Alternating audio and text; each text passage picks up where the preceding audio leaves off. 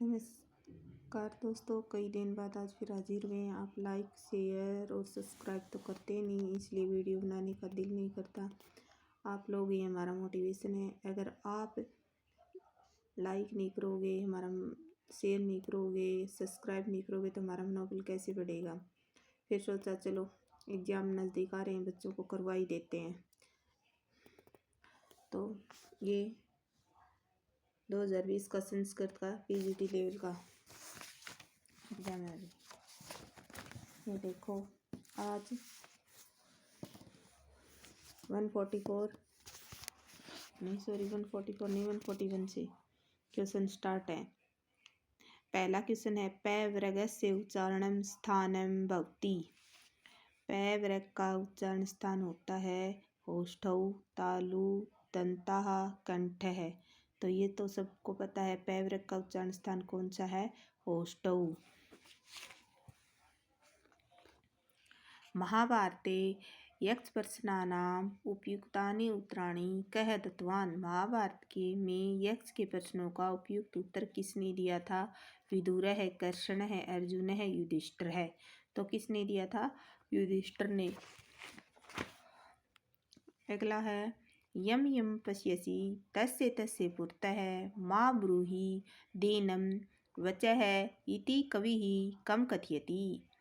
जो जो तुम देखते हो उससे अपने बारे में या अपनी कमजोरी के बारे में मत बताओ, या उसके सामने मत रो या मत कहो। इति कवि कम कथयति। इसमें कवि किसे कह रहा है? ये बातें किसके कह रहा है? तुम जिसको देखते हो उसी के सामने रोने लगते हो, उसी के सामने अपनी दुख व्यथा बताने लगते हो, मत कहो। ये कवि किसको कह रहा है? चातकम मानवम देवम श्रृंगालम। ये कवि चातक को कह रहा है।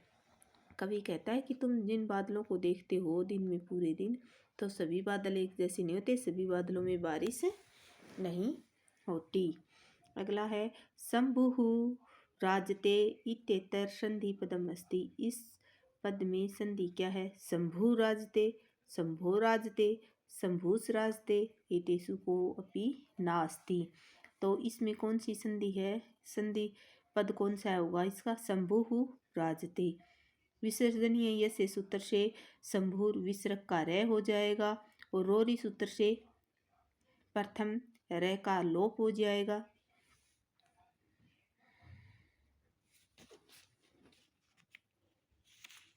क्या होगा? शंभु राजते। अगला वर्ड है सुरेतिर्वार्थम स्मृति अन्वगच्छत इत्येतर को अलंकार है। दृष्टांत अर्थान्तरन्यास है, उपमा व्यतिरेक है।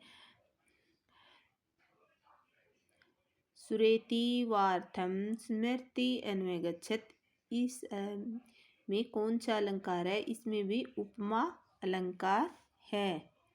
वार्तिकानि केन विरचितानि। वार्तिक किसके द्वारा रचित है? पतंजलि, पाणिनि, वररुचि या वरदराजेन। तो ये किसके द्वारा रचित है वार्तिक? वररुचि। वररुचि को क्या कात्यायन। तीन मुनि कौन कौन से थे? पाणिनि, कात्यायन और पतंजलि। पतंजलि ने तो सूत्र करे थे, सूत्र लिखे थे, और पाणिनि ने तो पूरी व्याकरण लिखी थी। उन व्याकरणों पर वार्तिक किसने लिखी थी? वररुचि ने। और उस व्याकरण पे सूत्र किसने लिखे थे? पतंजलि ने। पतंजलि को सूत्रकार कहा जाता है।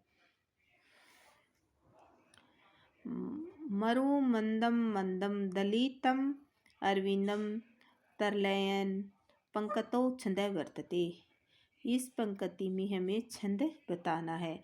मंदाक्रांता पुष्पिताग्रा शिखरणी हरिणी। तो इसमें कौन सा छंद है? भी शिखरणी। कितने वर्ड आ रहे हैं? नहीं, देखो 1 2 3 4 5 6 7 8 9 10 11 12 13 14 15 16 और 17। इसमें कौन सा छंद है? शिखरणी। कौन सा छंद है? शिखरणी छंद होगा भी। 21 वर्ड आ रहे हैं।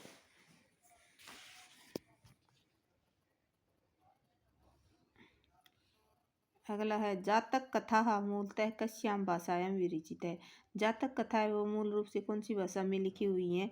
प्राकृत भाषायाम, पाली भाषायाम, संस्कृत भाषायाम, आंग्ल भाषायाम। तो जातक कथा कौन सी में लिखी गई है? पाली भाषायाम। जातक कथा कौन सी में लिखी गई है? पाली भाषायाम।